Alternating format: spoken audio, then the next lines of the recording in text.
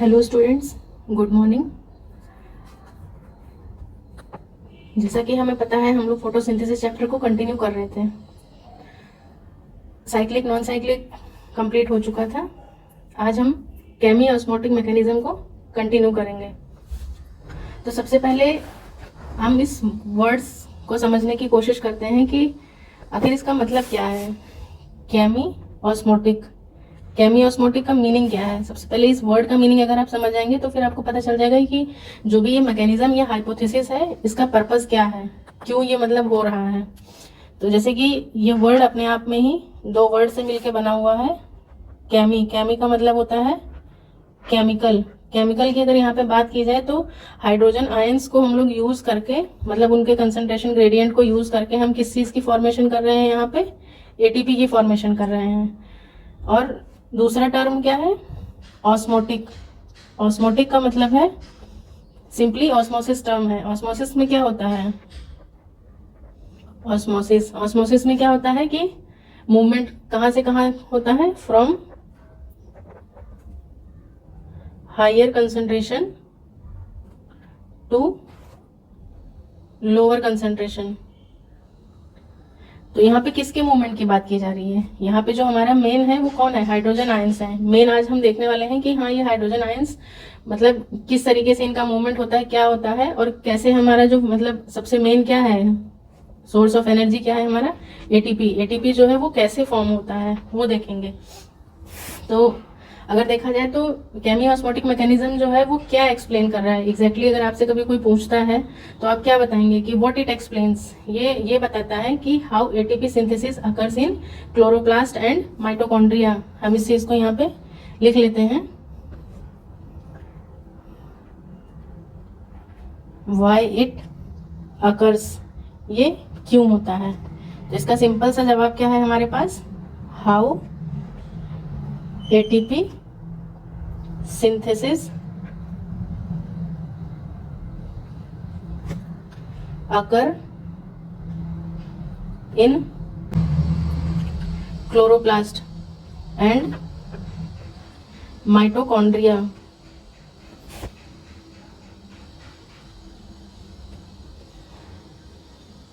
कि कैसे जो है किस चीज का, एटीपी का फॉर्मेशन हो रहा है। बहुत सुना है कि एटीपी कहाँ बनता है, माइटोकॉन्ड्रिया है, powerhouse of the cell, ये है वो है। प्लांट्स के केस में मतलब क्लोरोप्लास्ट में ये बनता है। फिर मतलब आज हम फाइनली देखते हैं कि हाँ, ये कैसे हो रहा है।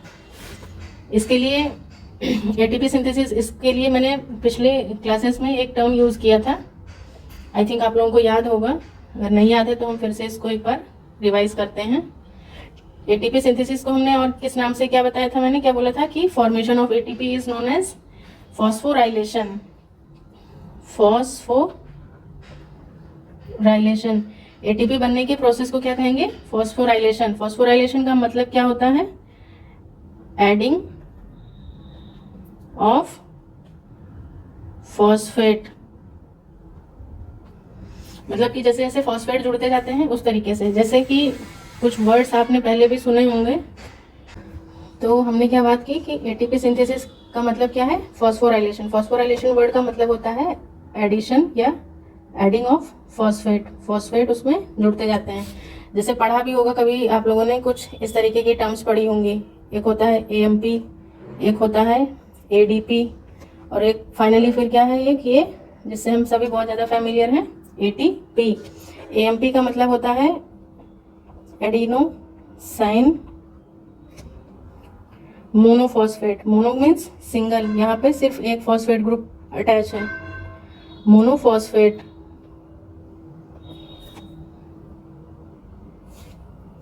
Second one is ADP,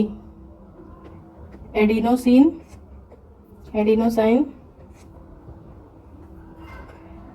diphosphate. यहाँ पर दो फॉस्फेट ग्रुप अटैच है, फॉस्फेट।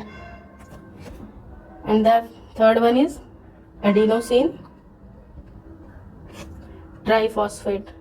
मतलब यहाँ पे तीन फॉस्फेट अटैच हैं, फॉस्फेट।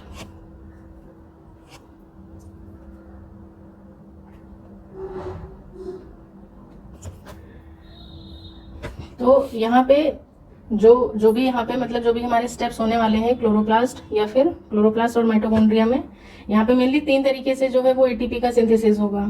कितने तरीके से होगा? 3 मेथड्स हैं हमारे पास जिससे एटीपी की सिंथेसिस होने जा रही है।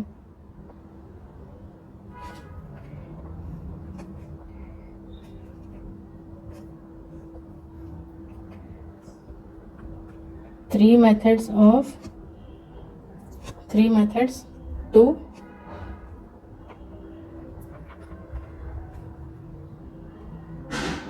synthesize ATP।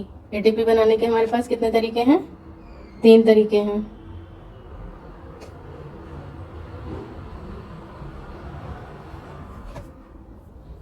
इसमें सबसे पहला वाला है, सबसे फर्स्ट मेथड जो है वो है डायरेक्ट सिंथेसिस। डायरेक्ट सिंथेसिस, इसको एक और नाम से जानते हैं SLP। इसका फुल फॉर्म है सबस्ट्रेट लेवल फॉस्फोराइलेशन। कहाँ पे होता है ये? Glycolysis and Krebs cycle. इसमें होता क्या है, जैसे मान लो PEP है, फॉस्फिनोल पाइरुवेट। अब उसमें ADP ऐड होकर के और किस चीज का फॉर्मेशन कर देता है? Pyruvic acid. और साथ में क्या रिलीज होता है? ATP। मतलब फॉस्फिनोल पाइरुवेट क्या है? एक हाई एनर्जी कंपाउंड है जो कि क्या करता है? गिव इट्स एनर्जी टू, ये अपनी एनर्जी किसको दे देता है? ADP को। और इससे फिर क्या बन जाता है? ADP से फाइनली हमारे पास क्या मिलता है? हमें ATP बन जाता है। फॉस्फिनोल पाइरुवेट है, ये कैसा है? हाई एनर्जी, वो है हाई एनर्जी कंपाउंड।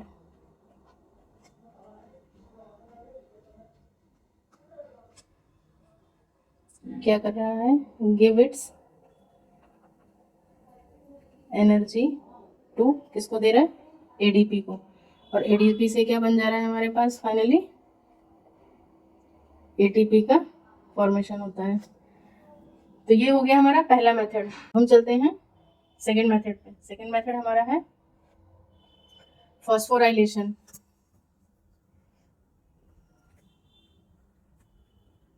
फॉस्फोराइलेशन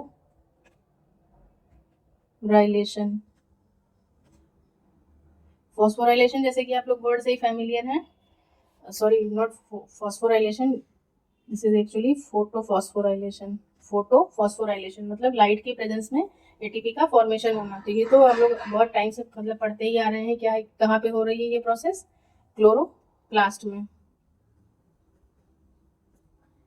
ये क्लोरोप्लास्ट में हो रहा है। और जो थर्ड मेथड है वो है oxidative photophosphorylation. Oxidative phosphorylation, oxidative phosphorylation.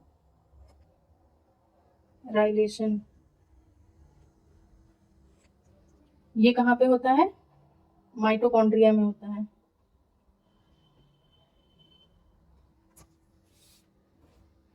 तो मतलब बेसिकली अगर हम केमी ऑस्मोटिक की बात करें तो केमी ऑस्मोटिक दोनों इन 2 सेल ऑर्गेनल्स में मतलब हमें देखने को मिल रहा है। यहाँ पे हमें देखने को मिल रहा है केमी ऑस्मोटिक हाइपोथेसिस या mechanism.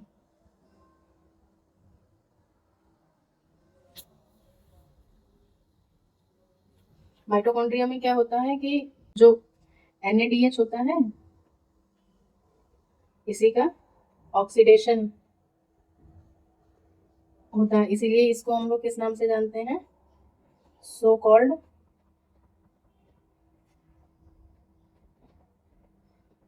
Oxidative phosphorylation.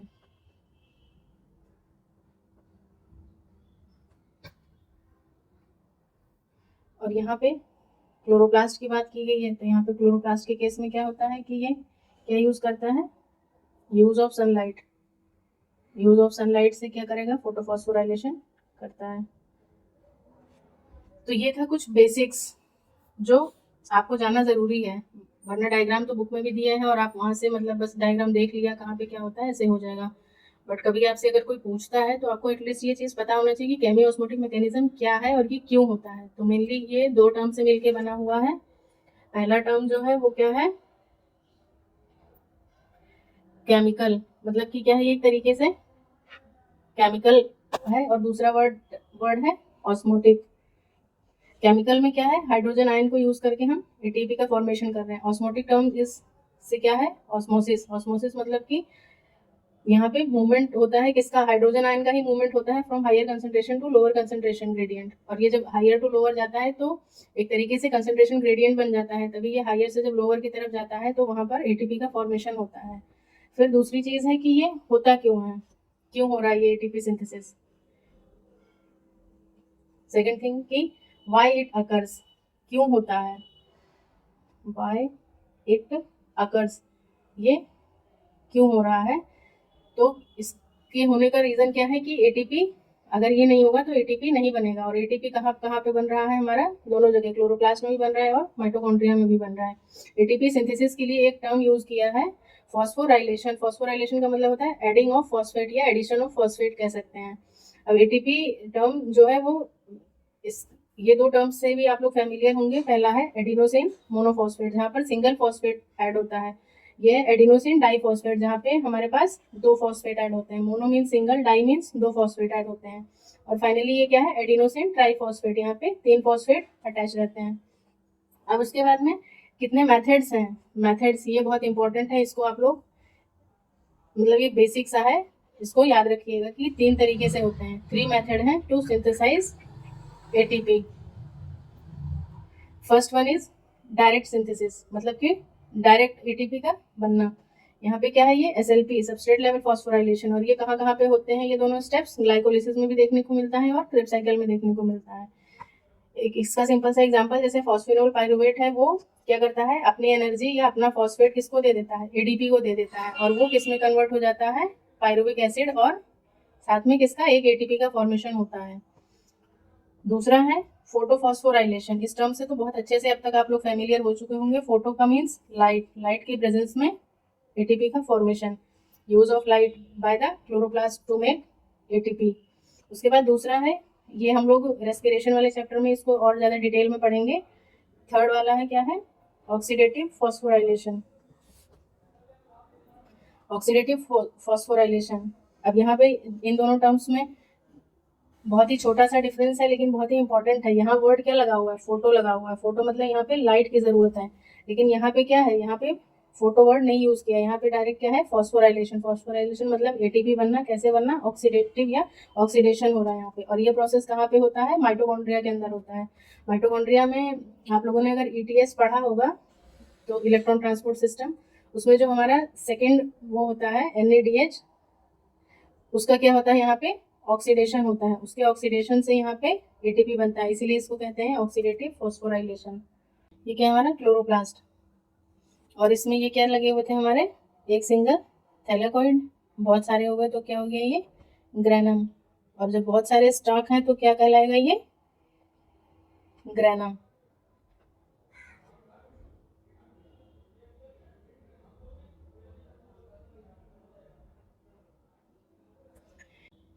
Chloroplast double membranous है।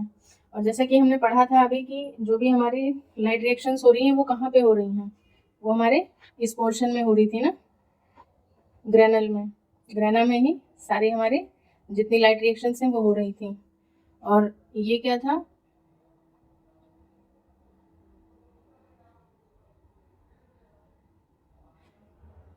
एक ग्रेना को दूसरे ग्रेना से जोड़ने वाला क्या था, ये स्ट्रोमल लैमेली।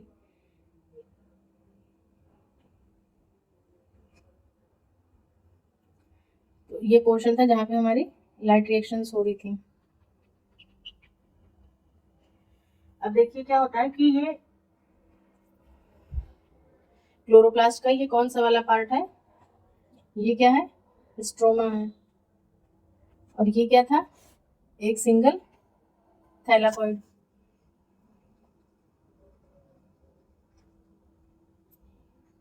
और ये पूरा क्या था, अगर पूरे की बात की जाए तो ये ग्रेनम या स्टॉक्स हैं बहुत सारे, तो ये क्या हो जाएगा, ग्रेना हो जाएगा। अब यहाँ पे क्या होता है कि हमने क्या पढ़ा था कि इसमें क्या होता है, हाइड्रोजन आयन का कंसंट्रेशन। जब हमने PS2 पढ़ा था, जेड स्कीम पढ़ा था, तो उसमें हमने क्या देखा था कि बहुत सारा हाइड्रोजन आयन का एक्यूमुलेशन होना स्टार्ट हो जाता है। कहाँ पर, इस एक स्ट्रक्चर में, इसमें बहुत सारे हाइड्रोजन आयन का एक्यूमुलेशन होना स्टार्ट हो जाता है। H+ बहुत सारे हो जाते हैं। उसके भी यहाँ पर 3 रीजन हैं। एक तो क्या है, सबसे पहला रीजन क्या था, फोटोलिसिस ऑफ वाटर, पानी के टूटने से एक हाइड्रोजन आयन रिलीज हो रहा था। दूसरा क्या था, कि जो प्लास्टोक्विनोन था वो क्या कर रहा था, बाहर से जो स्ट्रोमा में, जो स्ट्रोमा है यहाँ पर हाइड्रोजन आयन पड़े हुए थे बहुत सारे, इनको क्या कर रहा था, पकड़ पकड़ के अंदर पंप कर रहा था। तो एक दूसरा मतलब पहला तरीका क्या हो गया, पानी के टूटने से। दूसरा तरीका क्या हो गया कि ये स्ट्रोमा से ल्यूमेन में आ रहा था प्रोटॉन पंप के थ्रू। यहाँ पे क्या लगे हुए थे, इसके मेम्ब्रेन पे प्रोटॉन पंप, प्रोटॉन पंप लगे हुए थे, जो क्या कर रहे थे, स्ट्रोमा का प्रोटॉन खींच के अंदर भेज रहे थे। और इसमें अंदर खुद में क्या हो रहा था, इसके एप्रेस रीजन पे या मतलब इनर साइड ऑफ ग्रेना क्या हो रहा था, वाटर की फोटोलिसिस हो रही थी। तो इस तरीके से क्या था, यहाँ पे इसके अंदर जो है वो हाइड्रोजन आयन का कंसंट्रेशन क्या था, बहुत ज्यादा बढ़ रहा था। जब बहुत ज्यादा बढ़ जाता है एक टाइम बाद, तो फिर क्या होगा कि ये सीधी सी बात है, इसको बाहर भी निकलना है। तो निकलने के लिए यहाँ पे क्या जरूरत होती है, एक इसकी इस मेम्ब्रेन पे एक इस तरीके से एक स्ट्रक्चर लगा होता है, जिसको हम लोग कहते हैं FO F1 पार्टिकल। F0 नहीं बोलेंगे आप, इसे क्या बोलेंगे, FO F1 पार्टिकल। आगे अब हम इस वीडियो में देखेंगे कि हम लोग इसे FO क्यों कहते हैं। तो ये क्या है हमारा FO और F1 पार्टिकल। तो जब हाइड्रोजन आयन यहाँ अंदर ज्यादा हो जाता है, जब यहाँ पे हाइड्रोजन आयन ज्यादा हो जाते हैं, तो ये क्या करते हैं, इसके थ्रू बाहर निकलते हैं। और जब इसके थ्रू बाहर निकलते हैं, तो यहाँ पे क्या होता है, इसके FO में एक कन्फर्मेशनल चेंज होता है। कन्फर्मेशनल चेंज होने की वजह से ये जो F1 वाला पोर्शन है, यहाँ पे ATP सिंथेज एक एंजाइम होता है, वो एक्टिवेट हो जाता है। और वो क्या करता है, इस हाइड्रोजन आयन को यूज करके ATP का फॉर्मेशन कर देता है। तो ये बात तो हो गई कि किसकी बात हो गई, ये किस में हो रहा है, ये क्लोरोप्लास्ट की बात हो जाती है। क्लोरोप्लास्ट में ये कैसे हो रहा है। और अभी हमने ऊपर क्या देखा था कि ये ATP का जो फॉर्मेशन है वो क्लोरोप्लास्ट और माइटोकॉन्ड्रिया दोनों में होता है। तो यहाँ पे जो ये FO F1 पार्टिकल जो है, वो उसका फेस किधर है, टुवर्ड्स द स्ट्रोमल साइड है, ठीक है। लेकिन ऑक्सीडेटिव फॉस्फोराइलेशन या माइटोकॉन्ड्रिया के केस में हम देखते हैं, तो हम सबसे पहले माइटोकॉन्ड्रिया का एक स्ट्रक्चर ड्रॉ करते हैं। माइटोकॉन्ड्रिया भी कैसा है हमारा, डबल मेम्ब्रेनस स्ट्रक्चर है।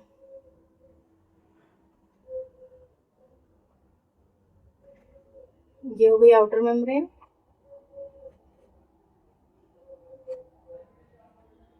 और ये हो जाती है इनर मेम्ब्रेन।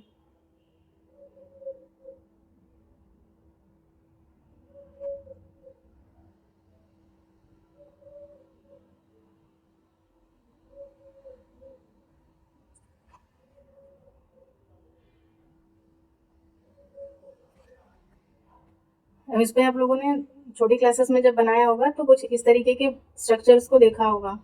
इसमें क्या है, ये क्या है हमारी आउटर मेम्ब्रेन, ये क्या हो जाती है इनर मेम्ब्रेन, और ये क्या है इंटर माइटोकॉन्ड्रियल स्पेस। इस कंडीशन में क्या था कि अगर हम क्लोरोप्लास्ट की बात करें, तो क्लोरोप्लास्ट में क्या था कि जो प्रोटॉन ग्रेडियंट है, या मतलब जो हाइड्रोजन आयन है, उसका कंसंट्रेशन कहाँ पे बढ़ रहा था, ल्यूमेन के अंदर बढ़ रहा था, इसमें बढ़ रहा था बहुत ज्यादा। यहाँ पे H+ ज्यादा हो रहा था। लेकिन यहाँ पे अगर देखेंगे हम इस कंडीशन में, मतलब माइटोकॉन्ड्रिया के केस में अगर हम देखते हैं, तो यहाँ पर हमें यहाँ पे ज्यादा देखने को मिल रहा है।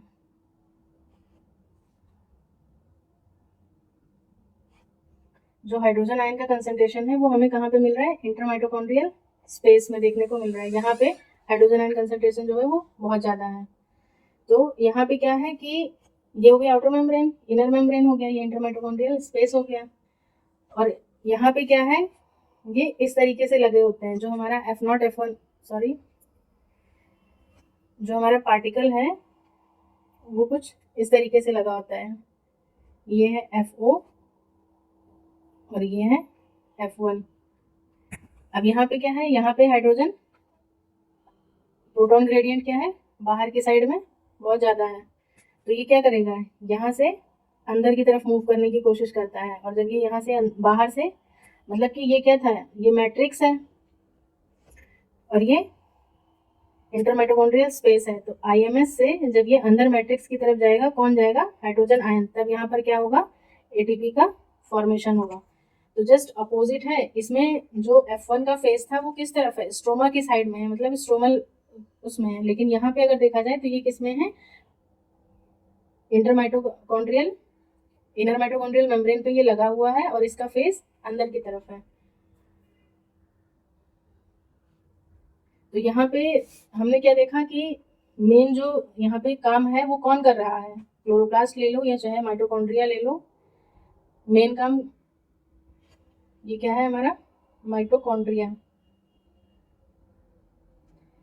तो मेनली काम कौन कर रहा है, किसके थ्रू एटीपी बन रहा है, ये F1 पार्टिकल।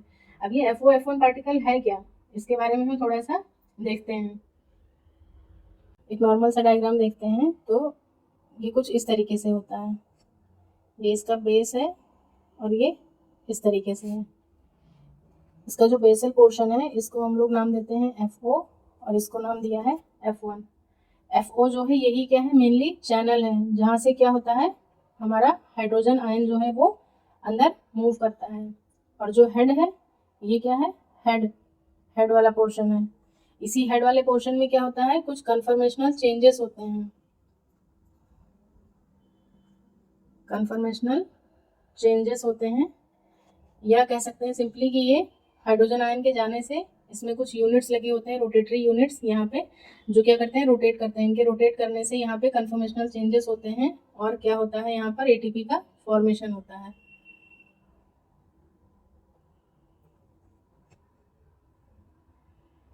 अब देखिए यहाँ पे हम लोग ये देखते हैं कि एक एटीपी बनाने के लिए हमारे पास क्या क्या कंडीशंस होनी चाहिए, क्या क्या रिक्वायरमेंट्स हैं, सिंपली कह सकते हैं रिक्वायरमेंट्स या कंडीशंस, किस किस चीज़ की हमें ज़रूरत है एटीपी बनाने की, रिक्वायरमेंट्स या कौन कौन सी कंडीशंस है जब हमारा एटीपी का फॉर्मेशन होगा। तो सबसे पहली कंडीशन क्या होनी चाहिए हमारे पास, सबसे पहली कंडीशन होनी चाहिए प्रोटॉन ग्रेडियंट। प्रोटॉन ग्रेडियंट का मतलब कि इसका डिफरेंस, मतलब कि लो टू हाई टू लो होना चाहिए। H पॉजिटिव ग्रेडियंट, या इसी को हम लोग लिख सकते हैं प्रोटॉन ग्रेडियंट। क्या है ये, हाई टू लो। जैसे कि अभी हमने पीछे डायग्राम बनाया था तो वहाँ पे क्या था, सपोज करो मैंने एक ये क्या ले लिया, एक थैलेकॉइड ले लिया है मैंने, इसका क्या था, ये थैलेकॉइड का ल्यूमेन। तो बाहर तो स्ट्रोमा में भी है, मतलब कि स्ट्रोमा में भी क्या है, प्रोटॉन्स पड़े हुए हैं, लेकिन क्या हो रहा है यहाँ पे अंदर में भी, अंदर में क्या है, एक तरीके से ज़्यादा है, क्योंकि यहाँ पर क्या था, एक तो पानी का टूटना, दूसरा यहाँ पर क्या था, हमारे पास प्रोटॉन पंप था जो बाहर से लेके आ रहा था, तीसरी चीज़ यहाँ पे क्या हो रही थी, यहाँ पे आउटसाइड पे जब हमने जेड स्कीम पढ़ा था तो क्या था, यहाँ पर एक एंजाइम पड़ा हुआ था ना, NADP प्लस रिडक्टेज, जो क्या कर रहा था, स्ट्रोमा के प्रोटॉन्स को यूज करके और किस में रिड्यूस हो जा रहा था, NADPH में। तो क्या हो रहा है यहाँ पे, एक तरीके से यहाँ पानी के टूटने से एक H आया, एक बाहर से आ रहा है, और तो अंदर तो दो हो गए, बाहर क्या था, ये था, ये भी पड़ा था, इसको भी क्या किया, इसने यूज कर लिया। तो एक तरीके से बाहर क्या है, हाइड्रोजन आयन कंसंट्रेशन कम है और अंदर क्या है, ज़्यादा हो रहा है। अंदर का पीएच क्या है, लो है, और बाहर का पीएच कैसा है, हाई है। तो पहली कंडीशन यही होती है कि प्रोटॉन ग्रेडियंट बनना चाहिए, मतलब बाहर कम है और अंदर ज़्यादा होना चाहिए। दूसरी कंडीशन ये आती है, जो भी ये मेम्ब्रेन है, ये मेम्ब्रेन कैसी है, मतलब इसमें कोई लीकेज नहीं होना चाहिए। ऐसा नहीं है कि मतलब हम बाहर से इकट्ठा कर करके ला रहे हैं प्रोटॉन और प्रोटॉन अपनी मर्जी से जो है वो बाहर निकलता जा रहा है, ये चीज़ बिल्कुल नहीं होनी चाहिए। तो सेकेंड पॉइंट लिखेंगे, इंटैक्ट मेम्ब्रेन। इंटैक्ट का मतलब कि बिल्कुल भी वहां से क्या होना चाहिए, no leakage, no leakage of proton, proton का कोई लीकेज नहीं होना चाहिए वहाँ पे। वैसे भी मतलब आप लोगों ने पढ़ा होगा कि जैसे पोटेशियम आयन लीकी चैनल्स कुछ इस तरीके से होते हैं ना, तो वहाँ पे अपने आप ही मतलब उसे ज़रूरत नहीं होती है ज़्यादा, उसकी आराम से निकल जाता है। लेकिन यहाँ पे क्या है, पोटेशियम आयन लीकी चैनल वगैरह होते हैं, यहाँ पे अपने मन से ही मतलब चला जाएगा। लेकिन यहाँ पे क्या है, इंटैक्ट होनी चाहिए, मेम्ब्रेन जो है वो पूरी तरीके से वो होनी चाहिए कि मतलब क्लोज होनी चाहिए कि अपने अपने ही मन से हाइड्रोजन आयंस जो है वो बाहर ना जाएं। एक जब जाना भी हो बाहर तो वो किससे जाएंगे, एक प्रॉपर चैनल के थ्रू।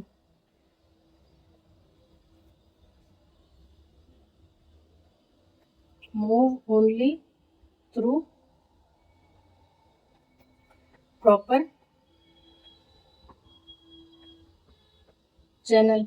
और वैसे भी ये एक तरीके से कैसा है, फैसिलिटेटेड डिफ्यूजन के अंडर में आएगा ना, क्योंकि यहाँ पे क्या है, एक मतलब अगर बाहर जाना भी है तो किस चीज़ की ज़रूरत पड़ रही है उसे, एक मेम्ब्रेन की ज़रूरत पड़ रही है या एक चैनल की ज़रूरत पड़ रही है। तो एक तरीके से ये फैसिलिटेटेड डिफ्यूजन का भी एग्जाम्पल, फैसिलिटेटेड डिफ्यूजन का एग्जाम्पल है।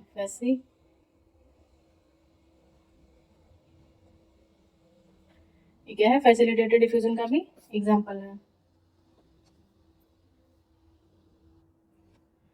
तो ये तो हो गई दो बातें। पहला क्या था कि प्रोटॉन ग्रेडियंट का बनना बहुत जरूरी है, मतलब अंदर जो है वो प्रोटॉन ज्यादा हो और बाहर प्रोटॉन कम हो। दूसरा क्या है, ये भी जो भी मेम्ब्रेन है, थैलेकॉइड मेम्ब्रेन है या फिर अगर माइटोकॉन्ड्रिया की बात की जाए तो उसका जो इनर माइटोकॉन्ड्रियल मेम्ब्रेन है वो कैसा होता है, इंटैक्ट होता है, उसमें कोई पोर्स नहीं होते हैं। हाँ, आउटर मेम्ब्रेन जो है उसमें पोर्स प्रेजेंट होते हैं, और वो पोर्स भी कैसे होते हैं, वहाँ पे जो पोर्स होते हैं वो पोरिन प्रोटीन्स वहाँ पे होते हैं जो मतलब कि एक्सचेंज ऑफ मटेरियल के लिए हेल्पफुल होता है। लेकिन जो अंदर वाली होती है इनर माइटोकॉन्ड्रियल मेम्ब्रेन, वहाँ पे कुछ भी मतलब इस तरीके का कोई पोर प्रेजेंट नहीं होता है।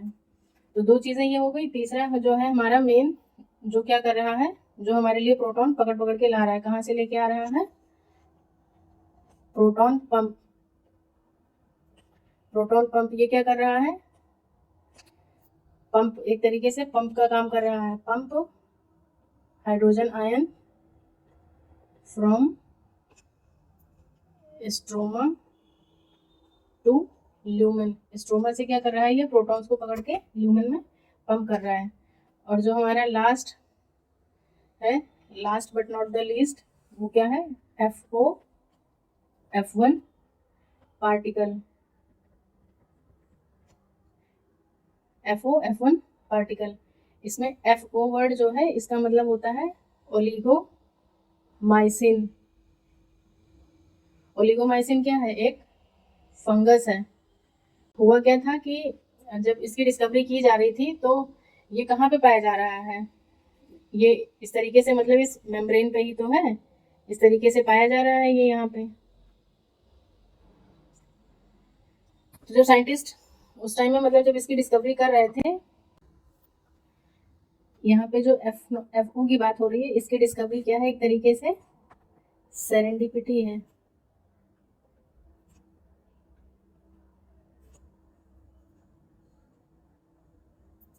सेरेंडिपिटी का मतलब होता है बाय चांस डिस्कवरी, मतलब कोई किसी चीज का अनएक्सपेक्टेडली कह सकते हैं, या फिर मतलब ऐसे अचानक से पता चल जाना, बाय चांस डिस्कवरी।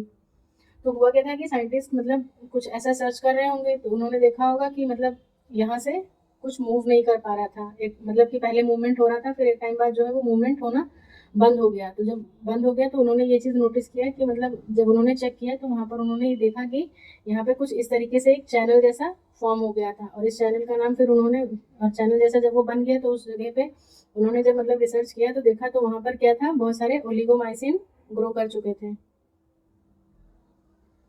जो कि क्या कर रहे थे, एक तरीके से फैसिलिटेटेड डिफ्यूजन का काम कर रहे थे। इसीलिए साइंटिस्ट ने क्या किया है, इसको FO का नाम दे दिया है, और ये F1 है। तो ये बात मतलब यहाँ तक समझ में आ गया होगा कि क्या है ये F1। इसके बहुत सारे नाम हैं वैसे, अभी हमारे जब डिटेल में इसका स्ट्रक्चर ड्रॉ करेंगे तो अभी देखेंगे ये चीज़ें, रिक्वायरमेंट्स क्या क्या हैं, ये बहुत ज़्यादा इंपॉर्टेंट है। मतलब कि पहला हाइड्रोजन प्रोटॉन ग्रेडियंट या हाइड्रोजन आयन कंसंट्रेशन बहुत मायने रखता है। दूसरा क्या है, इंटैक्ट मेम्ब्रेन होना चाहिए। तीसरी चीज़ प्रोटॉन पंप, जो क्या कर रहा है, बाहर से स्ट्रोमा से प्रोटॉन ल्यूमेन में पंप कर रहा है।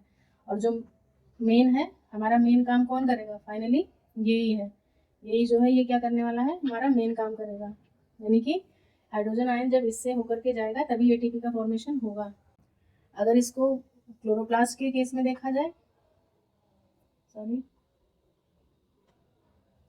क्लोरोप्लास्ट के केस में अगर देखा जाए तो CFO CF1 इसको कहेंगे। सी क्या है, सी वर्ड जो है मतलब सी लेटर हमने किसके लिए यूज़ किया है, क्लोरोप्लास्ट के लिए यूज़ किया है। बट अगर मैं बात करूँ माइटोकॉन्ड्रिया की, तो माइटोकॉन्ड्रिया के केस में हम इसको सिंपली FO F1 कहते हैं।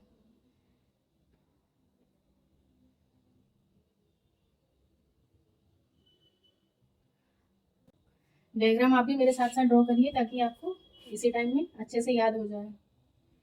तो ये क्या था हमारा, ये क्लोरोप्लास्ट था। क्लोरोप्लास्ट में ये क्या थे, ग्रेना। तो ये कहाँ पे हो रहा है, एक थैलेकॉइड का हम स्ट्रक्चर लेते हैं और उसको फिर हम दिखाते हैं उसमें कि कैसे ये चीज़ हो रही है फाइनली। ठीक है, एक थैलेकॉइड का स्ट्रक्चर मैंने लिया है और अब मैं इसमें दिखाती हूँ आपको कि कैसे ये चीज़ हो रही है। ये भी कैसा होगा, डबल मेम्ब्रेनस होगा। ये थैलेकॉइड का स्ट्रक्चर है।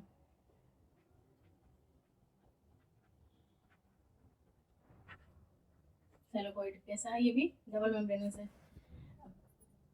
यहाँ पे क्या है हमारे पास, PS2 कितने नैनोमीटर की लाइट एब्जॉर्व करता है, 680 nm की। उसके बाद ये क्या है हमारा प्रोटॉन पंप, जिसको क्या नाम देते हैं, साइटोक्रोम B6F। ये है हमारा प्रोटॉन पंप। उसके बाद में तीसरा स्ट्रक्चर है, ये आ जाता है हमारा PS1।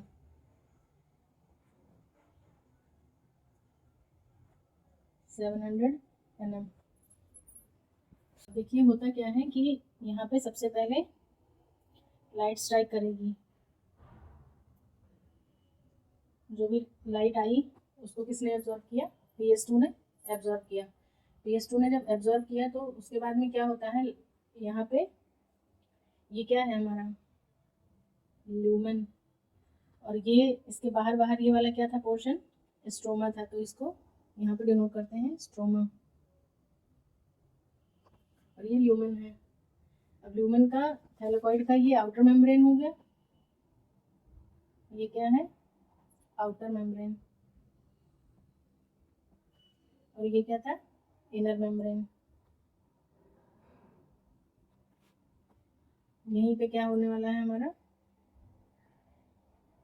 Photolysis of water, water के मॉलिक्यूल्स अंदर की तरफ ऐसे टूट के और क्या बनाते हैं, 4 हाइड्रोजन 4 इलेक्ट्रॉन और साथ में 2 वाटर के मॉलिक्यूल रिलीज होते हैं। तो ये क्या हो गया फोटोलिसिस ऑफ वाटर।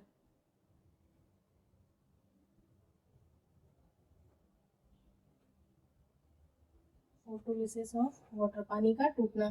पानी टूट के क्या क्या बनाता है, 4 हाइड्रोजन 4 इलेक्ट्रॉन और 2 ऑक्सीजन। उसके बाद में क्या है, ये जो इलेक्ट्रॉन है, ये इलेक्ट्रॉन, यही इलेक्ट्रॉन क्या करता है, यहाँ से कंटिन्यू हो जाता है आगे की तरफ, और ये इलेक्ट्रॉन आगे कंटिन्यू होता है और हमारा प्रोसेस स्टार्ट होता है। जब ये इलेक्ट्रॉन यहाँ से निकला तो उसको कौन रिसीव करेगा, सबसे पहले प्लास्टोक्यूनॉन। और प्लास्टोक्यूनॉन कहाँ पे लगा हुआ है, ये जो आउटर थैलेकॉइड मेम्ब्रेन है यहाँ पे लगा होता है PQ, और एक होता है PQH2। तो ये जो इलेक्ट्रॉन हमारा निकला, ये इलेक्ट्रॉन इसको सबसे पहले किसने रिसीव किया, प्लास्टोक्यूनॉन ने। और प्लास्टोक्यूनॉन क्या है, ये सिर्फ इलेक्ट्रॉन कैरियर ही नहीं है, ये क्या है सिर्फ इलेक्ट्रॉन कैरियर ही नहीं है, साथ ही साथ ये क्या कर रहा है, ये क्या है प्लास्टोक्यूनॉन, ये क्या कर रहा है हमारा प्राइमरी इलेक्ट्रॉन एक्सेप्टर है। ये क्या कर रहा है कि यहाँ से इलेक्ट्रॉन को ले रहा है, और ये कहाँ पे प्रेजेंट है, ये outer side of the membrane, membrane की आउटर साइड पे प्रेजेंट है। उसके बाद ये क्या करता है, ये सिर्फ मतलब ऐसा नहीं कि सिर्फ ये इलेक्ट्रॉन ही कैरी कर रहा है, साथ ही साथ ये क्या है एक हाइड्रोजन कैरियर भी है। ये क्या कर रहा है, बाहर से बाहर से क्या है, बाहर जो है H प्लस का कंसंट्रेशन ऐसे बहुत सारे स्ट्रोमा में मतलब पड़े हुए हैं हाइड्रोजन आयन। ये क्या कर रहा है, बाहर से एक हाइड्रोजन को भी कैरी कर रहा है, और कैरी करके ये किसको दे दे रहा है, प्लास्टोक्यूनोन H2। ये इसको कह सकते हैं क्या बनाता है, ये एक इलेक्ट्रॉन इधर से आया और इधर से एक प्रोटॉन, मतलब इलेक्ट्रॉन और प्रोटॉन क्या बन गया, H2 प्लास डाई हाइड्रोक्सी प्लास्टोक्यूनोन बन जाता है। अब ये क्या करता है, प्लास्टोक्यूनोन इलेक्ट्रॉन को आगे पास कर देता है। इसने क्या किया, इलेक्ट्रॉन को आगे पास कर दिया। यहाँ पे हमारे पास ये प्रेजेंट है हमारा प्लास्टोसाइनिन इलेक्ट्रॉन एक्सेप्टर पीसी। इसने क्या किया, इलेक्ट्रॉन पकड़ के यहाँ से इसको दे दिया, इलेक्ट्रॉन किसको दे दिया, प्लास्टोसाइनिन को दे दिया। और जो हाइड्रोजन था उसको क्या किया, हाइड्रोजन को इसने ल्यूमन में ड्रॉप कर दिया। तो ऑलरेडी हमारे पास यहाँ पे 4 हाइड्रोजन थे, बाहर से क्या है, हाइड्रोजन आ रहा है, ये क्या हो गया, इधर H प्लस हो गया, इधर से भी ये H प्लस आ रहे हैं। तो एक तरीके से क्या हो रहा है कि H प्लस का कंसंट्रेशन यहाँ पे ज़्यादा हो रहा है, और ये इलेक्ट्रॉन फिर फाइनली किसको चला जाता है, PS1 से होते हुए, PS1 से होते हुए इलेक्ट्रॉन यहाँ पे कौन है, फेरिडॉक्सिन, इसके पास आ जाता है। फिर ये फेरिडॉक्सिन अपना किसको देता है, ये FNR, NCERT ने एक यूज़ किया है वर्ड यहाँ पे FNR, इसका मतलब है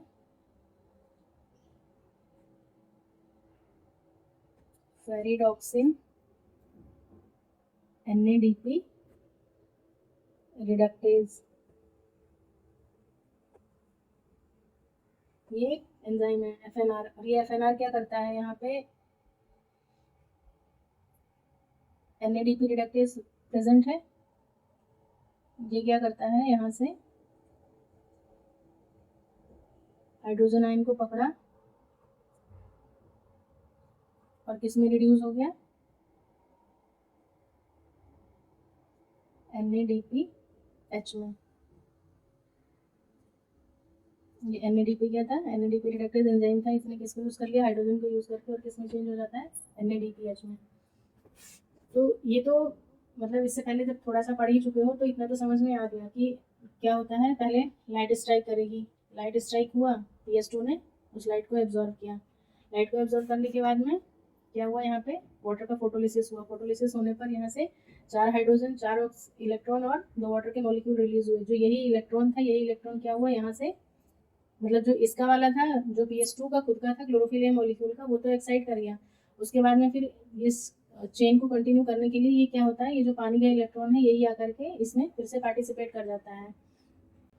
ये इलेक्ट्रॉन गया इसके पास, प्लास्टोक्यूनोन के पास, इसने क्या किया, इसको रिसीव किया, साथ ही साथ स्ट्रोमा से क्या किया, हाइड्रोजन आयन को भी रिसीव किया। रिसीव करके उसके बाद ये किसको दे देता है, ये प्लास्टोक्यूनोन डाईहाइड्रोक्सी में चेंज हो जाता है, PQH2 में। उसके बाद में ये यहाँ से फिर से टूट करके हाइड्रोजन आयन को दे देता है अंदर ल्यूमन में, और इलेक्ट्रॉन को दोबारा से ये क्या करता है, वापस इसको दे देता है। मतलब ये एक तरीके से यहाँ पे ये साइकिल इस तरीके से ऐसे साइकिल चलती रहती है, प्लास्टोक्यूनोन से डाईहाइड्रोक्सी, प्लास्टोक्यूनोन डाईहाइड्रोक्सी से फिर से ये प्लास्टोक्यूनोन में ऐसे चलता रहता है। ये बाहर से हाइड्रोजन आयन पकड़ पकड़ के अंदर लाता रहता है।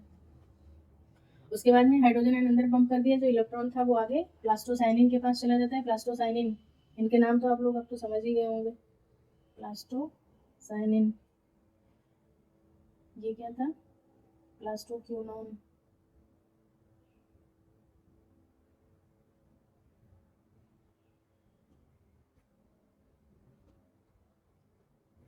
और ये डाईहाइड्रोक्सी प्लास्टोक्यूनोन है, ये क्या था, प्रोटॉन पंप। और फिर यहाँ से होते हुए फाइनली ये बाहर बाहर को क्या मतलब फेरिडॉक्सिन रिसीव करके FNR ferredoxin NADP reductase enzyme के पास जाता है, और ये NADP को क्या करता है, हाइड्रोजन आयन को यूज़ करके NADPH में रिड्यूस हो जाता है। अब आते हैं यहाँ पे, मेन कहानी जो है वो यहाँ पे चल रही है। यहाँ पे क्या हो रहा है, हाइड्रोजन आयन बढ़ता ही जा रहा है, बढ़ता ही जा रहा है। अब ल्यूमन में क्या है, एक तरीके से हाई H पॉजिटिव, यानी कि प्रोटॉन ग्रेडियंट क्या हुआ, यहाँ पे ज़्यादा हो गया, क्योंकि एक मेन ये हो गया यहाँ से, फिर दूसरा ये, और बाहर क्या हो रहा है, ये पकड़ पकड़ के उसको रिड्यूस करते जा रहे हैं, तो बाहर वैसे ही कम हो रहा है। अब क्या करता है, जब यहाँ पे ज़्यादा हो जाता है तो इसकी इस मेम्ब्रेन पे हमारा FO F1 पार्टिकल लगा होता है। इसको हमने क्या नाम दिया था, CFO, और ये क्या है, CF1। और इसमें क्या क्या प्रेजेंट होता है, ATP सिंथेज। और जब हाइड्रोजन ल्यूमन से पास होता है यहाँ से, इसमें से, तो ये क्या करता है, इस एंजाइम को एक्टिवेट कर देता है। तो ये है हमारा FO F1 पार्टिकल। और जैसा कि हम देख चुके थे कि यहाँ पे क्या हो रहा था, ल्यूमेन में प्रोटॉन बहुत ज़्यादा एक्यूमुलेट हो चुका था, और अब ये बाहर निकलेगा। बाहर निकलने के लिए ये क्या यूज़ करता है, CF0 को, CFO को यूज़ करेगा। क्यों, क्योंकि ये एक तरीके से क्या कर रहा है, मतलब ऐसे डायरेक्ट तो जा नहीं सकता है क्योंकि इंटैक्ट मेम्ब्रेन है, और इसे एक फैसिलिटी की ज़रूरत पड़ेगी, इसीलिए CFO जो है वो एक फैसिलिटी प्रोवाइड करेगा। इसीलिए यहाँ पे जो डिफ्यूज़न होगा उसको फैसिलिटेटेड डिफ्यूज़न के नाम से, फैसिलिटेटेड डिफ्यूज़न होगा यहाँ पे। और ये यहाँ से निकल के हाइड्रोजन आयन FO से F1 में आएगा, और यहाँ पे आने के बाद में ये ATP सिंथेज एंजाइम है, इसको एक्टिवेट कर देगा। जब ये FO से निकलेगा तो यहाँ पर FO में, इसमें आगे हम अगले लेक्चर में देखेंगे कि इसमें ABC 3 तरीके की यूनिट्स होती हैं, जिसमें यहाँ पर 3 तरीके की यूनिट्स होती हैं। तो जब ये प्रोटॉन इसमें से जब पास होता है इसके C सब यूनिट से, तो इसमें कन्फर्मेशनल चेंज होता है। कन्फर्मेशनल चेंज होने की वजह से ये जो ATP सिंथेज है ये एक्टिवेट हो जाता है, और फिर यहाँ पर ये क्या करता है, ADP को यूज़ करके और एक इनऑर्गेनिक फॉस्फेट को यूज़ करके ATP का फॉर्मेशन करते हैं। तो इस चीज़ को हम यहीं तक कंटिन्यू करते हैं। उसके बाद में नेक्स्ट क्लास में हम ये देखेंगे कि FO F1 पार्टिकल जो है, इसको हम डिटेल में देखते हैं कि इसमें क्या क्या यूनिट्स होती हैं, इसके और क्या क्या नाम है, और ये कैसे हेल्पफुल है। Thanks for watching.